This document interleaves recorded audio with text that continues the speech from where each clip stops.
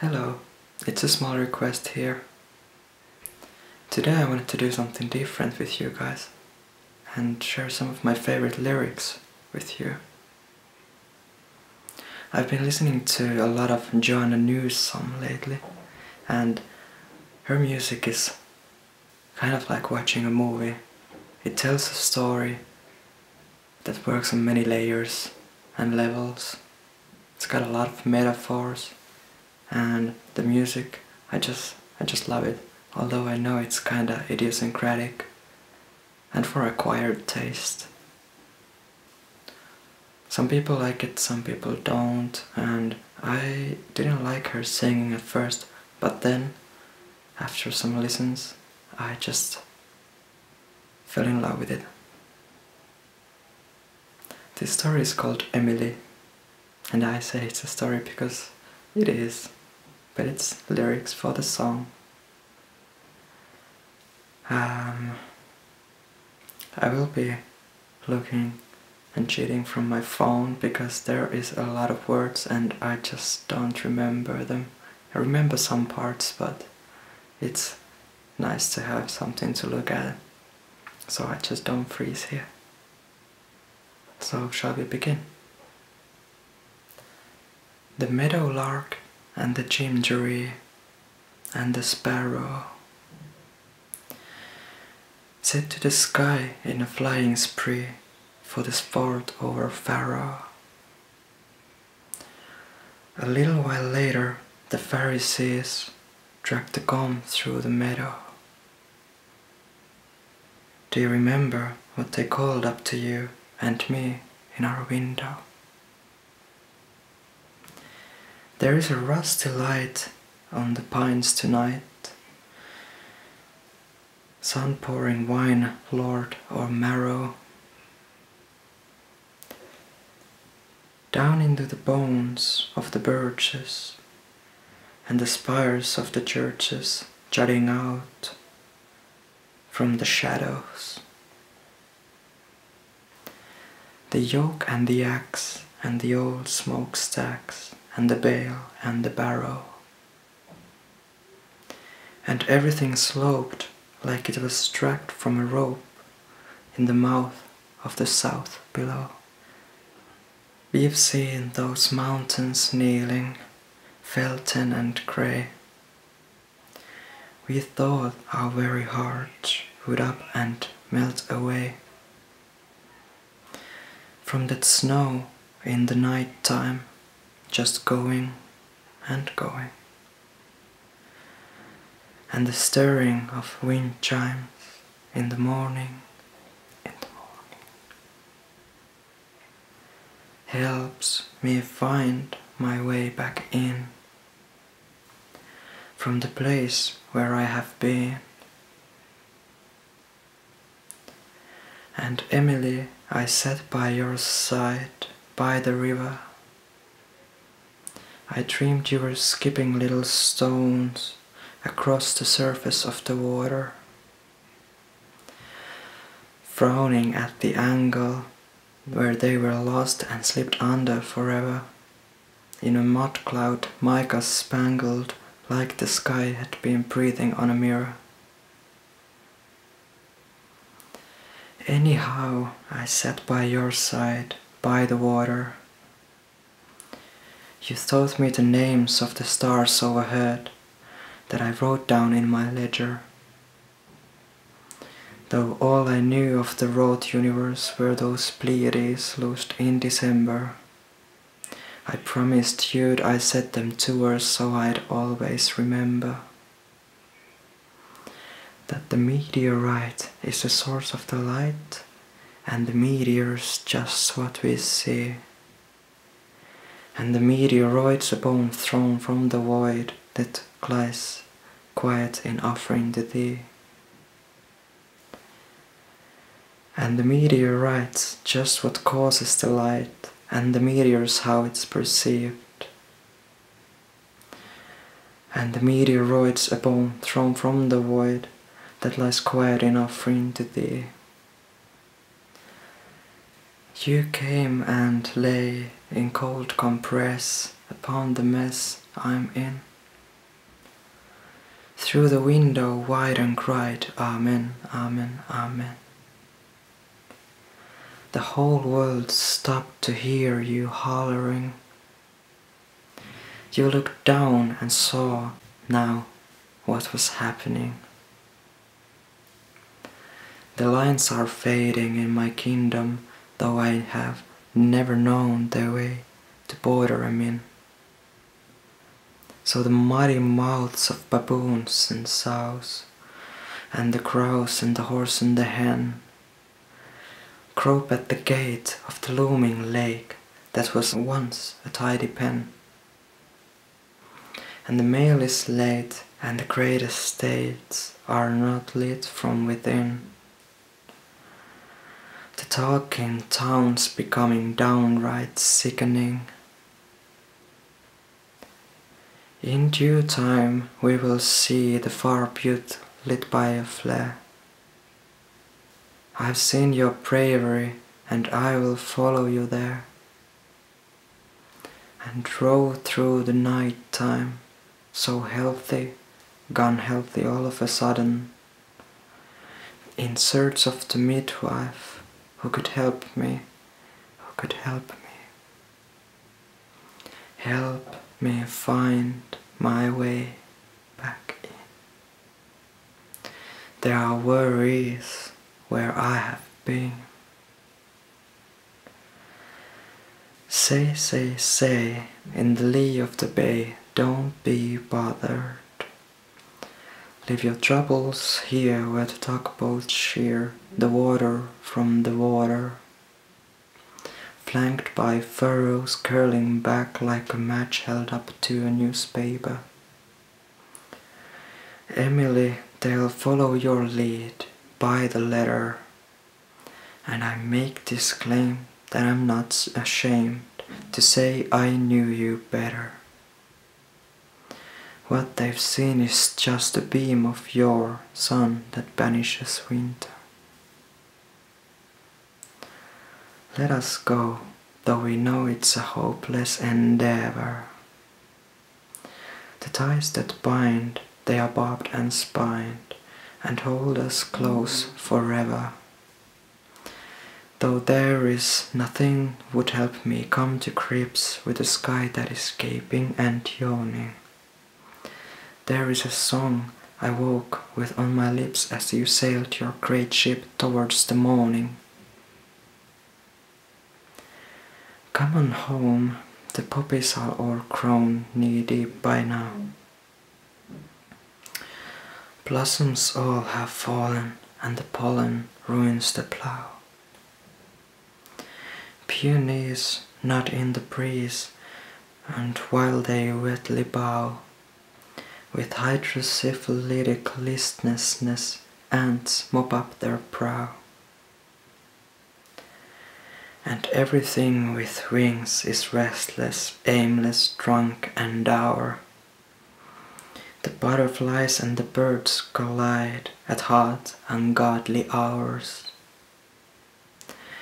And my clay-colored motherlessness rangily reclines. Come on home now, all my bones are dolorous with wines. Pa pointed out to me for the 100th time tonight the way the ladle leads to a dirt red bullet of light. Squint skyward and listen. Loving him, we move within his borders, just as the rhythms in the stars set orders. We could stand for a century, staring with our heads cocked in the broad daylight at this thing, joy landlocked, in bodies that don't keep, dumbstruck with the sweetness of being, till we don't be. Told this, take this, eat this. Told the meteorite is the source of the light, and the meteor's just what we see. And the meteoroid is a stone that's devoid of the fire that propelled it to thee. And the meteorite's just what causes the light, and the meteor's how it's perceived. And the meteoroid's a bone thrown from the void that lies quiet in offering to thee. That's the end of the first song. As you can see, there's a lot of words. I may have messed up a couple words and pronunciations, but I think you get the gist of it. Now this song is called Monkey and Bear, and it's a cool little story about monkey and a bear, but also the constellations, the stars, with the same names.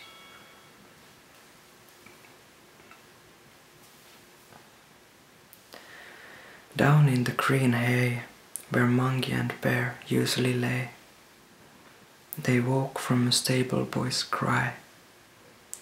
He said, "Someone come quick, the horses got loose, got grass sick, they'll founder, faint, they'll die." What is now known by the sorrel and the roan, by the chestnut and the bay and the gelding grey, it is stay by the gate that you are given, and remain in your place for your season. And had the overfed dead but listened to the high fence horse sense wisdom. "Did you hear that bear?" said monkey. "Well, get out of here fair and square." They left the gate open wide. "So, my pride, here is my hand, where is your paw? Try and understand my plan, Ursula. My heart is a furnace, full of love that's just and earnest. Now, you know that we must unlearn this allegiance to a life of surface, and no longer answer to that heartless haymonger, nor be his accomplice, the charlatan with artless hustling. But Ursula, we got to eat something, and earn our keep while still within the borders of the land that man has girded, all double-bolted and tight-fisted, until we reach the open country, as steeped in milk and honey. Will you keep your fancy clothes on for me? Can you bear a little longer to wear that leash? My love, I swear by the air I breathe, sooner or later you will bare your teeth. But for now, just dance, darling. Come on, will you dance, my darling? Darling, there's a place for us. Can we go before I turn to dust? My darling, there's a place for us. Darling, come on, will you dance, my darling? The hills are groaning with excess, like tables ceaselessly being set. My darling, we will get there yet. They trooped past the carts, past the coops and the fields and the farmyards, all night till finally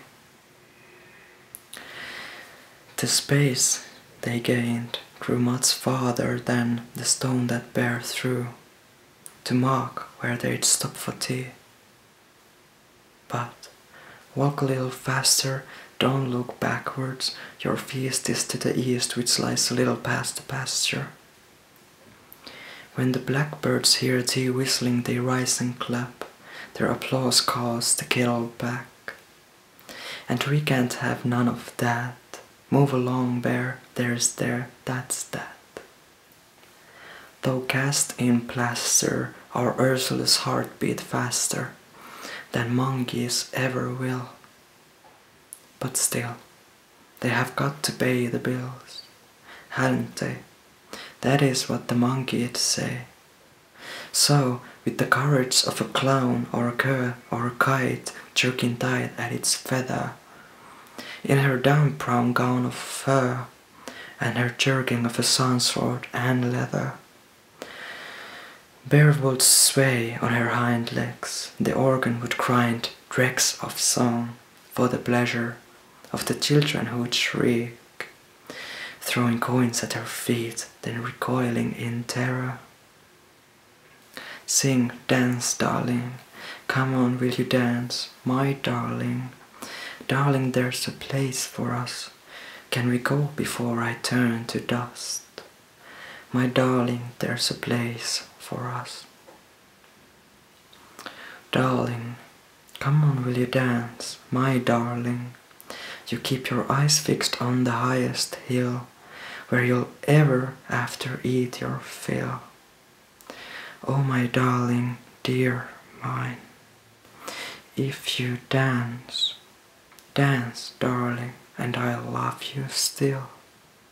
Deep in the night shone a weak and miserly light where the monkey shouldered his lamp. Someone had told him the bear had been wandering a fair piece away from where they were camped.